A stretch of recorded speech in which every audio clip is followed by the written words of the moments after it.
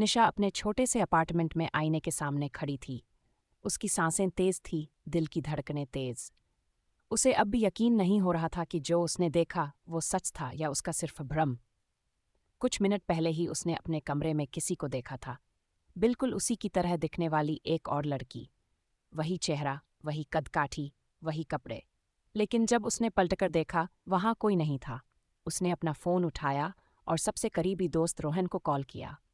Call बजती रही, लेकिन किसी ने नहीं उठाया। निशा को बेचैनी होने लगी। उसे लगा शायद दिन भर की थकान की वजह से उसका दिमाग खेल रहा है। शांत हो जाओ निशा, ये सिर्फ तुम्हारी थकान है, उसने खुद को समझाया। लेकिन फिर उसने एक अजीब सी आवाज़ सुनी, अपने ही कमरे से आती हुई। वह धीरे धीरे कमरे की ओर बढ़ी और जैसे ही अंदर झांका, उसकी चीख निकल गई। आईने में वही लड़की खड़ी थी, बिल्कुल उसी की तरह। लेकिन ये सिर्फ आईना नहीं था, क्योंकि वो लड़की मुस्कुरा रही थी। अजनबी जो अपना था, निशा की आंखें डर से चौड़ी हो गईं। उसकी हमशक्ल धीरे धीरे मुस्कुराते हुए आगे बढ़ी। कौन हो तुम? निशा की आवाज़ कांप रही थी। मैं तुम ही हूं, उस लड़की ने वही आवाज़ में जवाब दिया।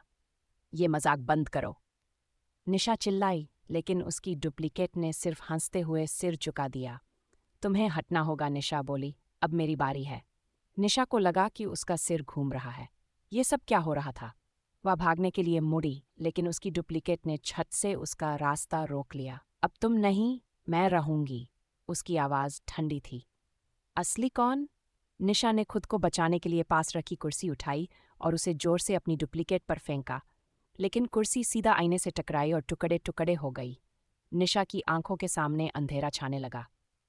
ये सपना है, सपना है, उसने खुद को यकीन दिलाने की कोशिश की। लेकिन फिर उसकी डुप्लीकेट ने हाथ बढ़ाया और निशा की पूरी दुनिया अंधकार में समा गई। नया जीवन कुछ घंटों बाद। अपार्टमेंट पूरी तरह शांत था। डुप्लीकेट धीरे धीरे खड़ी हुई, जैसे नई त्वचा में समाने की कोशिश कर रही हो। वह दालान में लगे आईने के सामने गई और अपने प्रतिबिंब को ध्यान से देखने लगी। फिर उसने मुस्कुरा दिया। आराम से चलते हुए उसने टेबल पर रखा निशा का फ़ोन उठाया, कॉन्टैक्ट्स को स्क्रॉल किया और एक नंबर डायल किया।